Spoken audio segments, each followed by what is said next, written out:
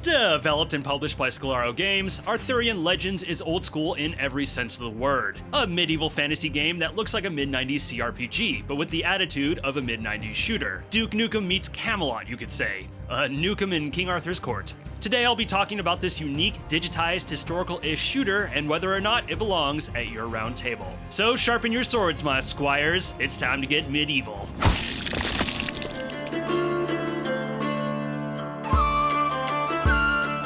As the name suggests, Arthurian Legends is set within the mythology of King Arthur, taking place years before he would do his little sword yank and become king. The once peaceful land of Albion has become shrouded in darkness. Crops are dying, water has turned into poison, and hunger and disease run rampant. And just when things couldn't get worse, an invading force of Saxons threaten the ever-weakening kingdom. You play as a normal resident of this sickly land, who is awoken in the middle of the night by Saxons ransacking his home. Suffice to say, he's not happy about it, and his reaction to the situation should tell you pretty much all you need to know about him. The Saxon bastards art in thy home, and they just fucketh with the one son of a wench in all of Albion they shouldn't hast fucketh with. From here, we join our hero as he marches through the land and literally gets medieval on some asses, in straight up mythical boom shootery. Or boom slashery, I should say.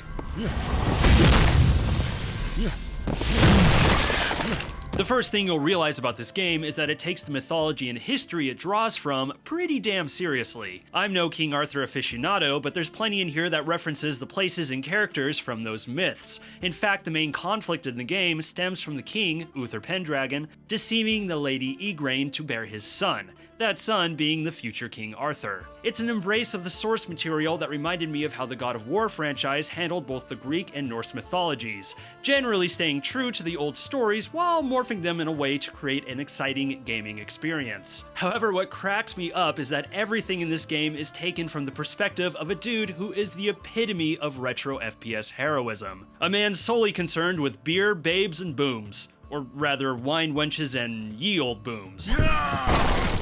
One moment that tickled me is right at the beginning of Chapter 2. After days of traveling in a brutal snowstorm, our hero arrives at a small village, hoping for a drink of ale and some sleep, only to find that the people of the village have been slaughtered by the Saxons. And his main concern is about whether or not the Saxons have drunk up all the ale. Hell hath no fury compared to what thou wilt unleash if the Saxons have drunketh all the ale. Yep, kinda looks like they drank all the ale. In this regard, the game doesn't take itself too seriously, and for some it may feel like a tonal mismatch, but for fans of this genre, it's very much in the spirit of it, and it's fun to see it in this setting. To go along with that too, the game does vibe like a late 80s, early 90s fantasy adventure film. The whole time I was playing, I couldn't help but be reminded of the Sam Raimi classic, Army of Darkness. In fact, if I may be so bold to say, if the character portrait was switched with Bruce Campbell's, this would be the closest thing to the Army of Darkness tie-in game we never got. And yeah, as soon as that epiphany hit my brain, it hooked me into the experience even more.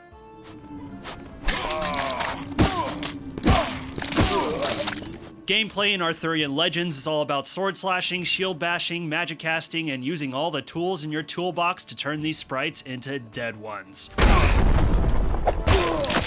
Combat is a dual-handed system. Your right hand is dedicated to your standard weapons, with the left dedicated to holding either a shield for defense or one of several sub-weapons for some dual-wielding action. And each setup has clear advantages and disadvantages. For instance, dual wielding is great for offense but leaves you defenseless, whereas a shield setup is safer but not as powerful. That sort of thing. Naturally, larger, more powerful weapons like the Bastard Sword require both hands to wield, typically affording the player a good balance of attack and defense. However, defending comes at the cost of the weapon itself. Most of the weapons degrade with use and will eventually break, forcing the player to recollect them, basically serving as the ammo system. But replacement weapons are plentiful, and the game is absolutely laced with secret areas. Excuse me, ancient Celtic secret areas, which will nourish you with weapons and other means of destruction. Wow, look at this ancient Celtic secret in this recently built place. There's a good variety of medieval implements to be irresponsible with. Short swords, long swords, maces, devastating magic staffs, and a respectable assortment of grenades. Ooh, yeah, be careful with the holy ones. They got range. Speaking of range, ranged weapons are a highlight. The crossbow is key against the archers, although my preference were the throwing hatchets, my flying guillotines. Although, watch out, the archers can shoot these out of the sky. A nice little combat detail.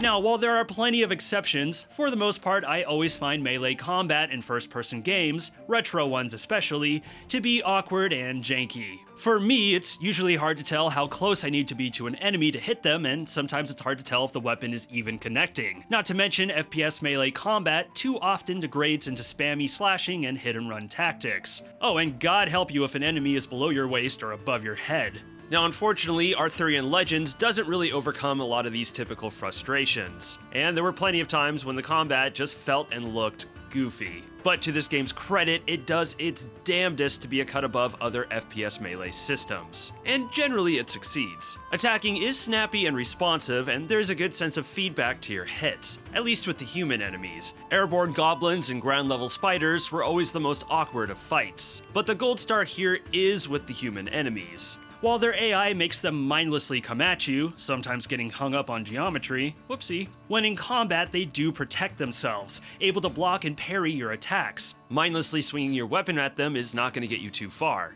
Therefore, it's in your best interest to get comfortable blocking, parrying, and shield bashing, as it's the best way to stay alive and get an opening on your attacker. I would say it strives to feel like a convincing medieval sword fight, and pushes the player to have some patience, watch for tells, and strategize a bit. That being said, limiting yourself to basic melee and ranged attacks is just that, limiting. Variety is this game's spice of life.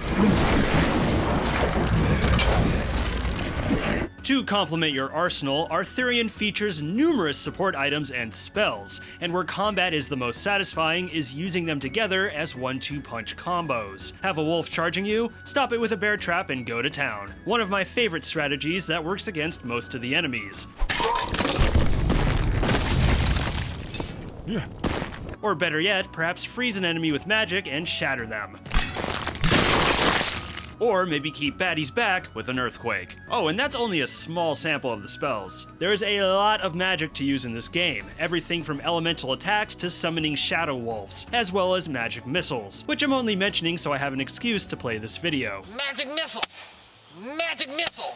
Magic missile! Ha, classic. And some magic is only available in a second playthrough. More on that in a bit. The combat may be far from perfect, but it makes up for it by giving you a lot of stuff to play with that's all genuinely fun.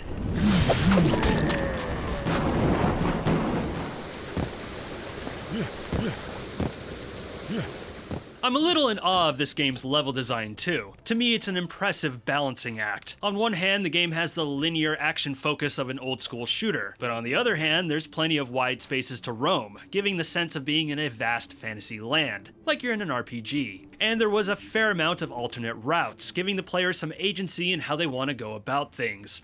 And they can lead to optional puzzles with mighty good rewards. Oh, and invisible walls is not this game's thing. If it looks like you can go there, you can probably go there. Something I will always appreciate in FPS level design. And I love that this is all done while still making these places feel like places. Like if you're in a level that takes place in a castle, it feels like you're going through a castle, not just a big maze with castle-themed textures. There's an effort here to give each room, each cabin, each courtyard a practical purpose for being there, or the feeling of having a practical purpose for being there. Build engine Trinity vibes for sure. Past that, the biggest compliment I can give to the level design is that there's no in-game map, and the game doesn't need it. No matter how wide and sprawling a level was or how much backtracking I had to do, it was rare I felt lost or unsure of what to do next. There is a compass you can turn on, but honestly, the one time I did, it confused me more than if I would have had it off. Good stuff. Last thing to mention is the replay value, which is solid. Once you finish the campaign, you can immediately replay it with all of your weapons at a higher difficulty. Essentially a new game plus. But on top of that, there are more enemies throughout and tougher enemies earlier. And the player has the option to spend whatever money they earned in playthrough 1 for new special weapons, armor, and magic spells. Let's just say my second playthrough was my favorite. There's additional modes as well. Arena has you taking on waves of enemies, and Horde has you taking on waves of enemies as well. But it's endless, and you can purchase new items and weapons upon reaching certain kill milestones. Perhaps a hair redundant, but if you like Horde modes, this game has you covered.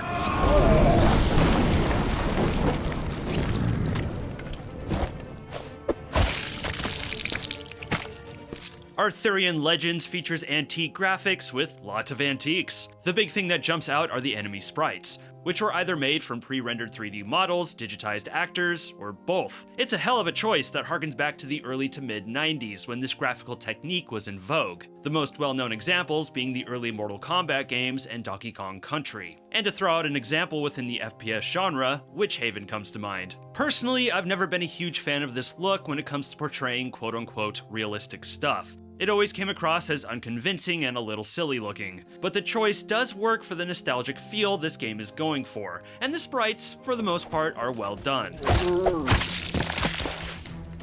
The gore is superb and utterly ridiculous, like jibbing an enemy with a crossbow bolt. Level interiors were among my favorite visuals in the game. There's a huge push for small details. Paintings, tapestries, carpets, cups, and statues populate these ancient buildings, many of which look like they were based off of actual medieval relics, giving the game an air of authenticity. Or perhaps it's better to say the illusion of authenticity. Exteriors are less appealing. Landscapes are blocky and a little too simplistic, vibing somewhat like a Minecraft world. Outdoor textures are rough too. Texture tiling is abundant, and some of the sprites meant for detail just don't look good, like these chunky spiderwebs in the caves. Compared to the polished, detail-rich interiors, the exteriors are a letdown.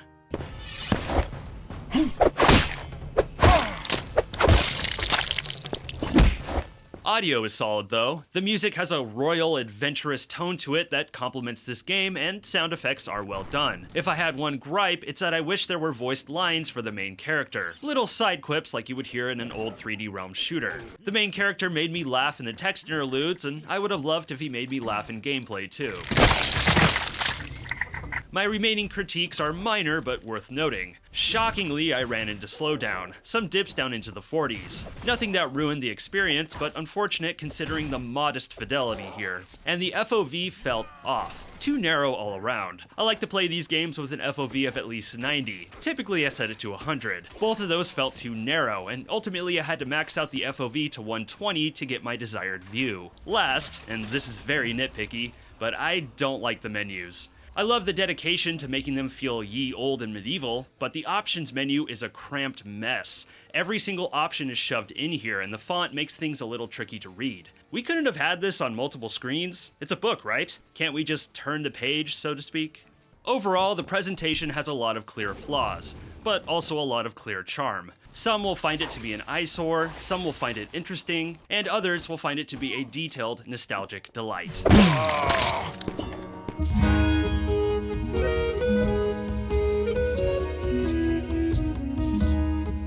Arthurian Legends is a good example of rough around the edges. There's things here that aren't executed as well as they could be, and there is some goofiness to the mechanics. But while rough around the edges, at the center is a fun adventure full of medieval awesomeness, and you can't deny the clear passion put into it. It's not going to be everyone's tankard of ale, but for those that can't get enough of retro shooters, new and old, I think this will be a treat, and you gotta respect the gobs of gameplay and replay value packed into it. If you're a little tired of shotguns and rockets and are hankering for some sword and sorcery, or just want to pretend you're Ash from Army of Darkness, Arthurian Legends might do the trick for you. But that's it from me. What are your thoughts on Arthurian Legends? Be sure to let me know in the comments.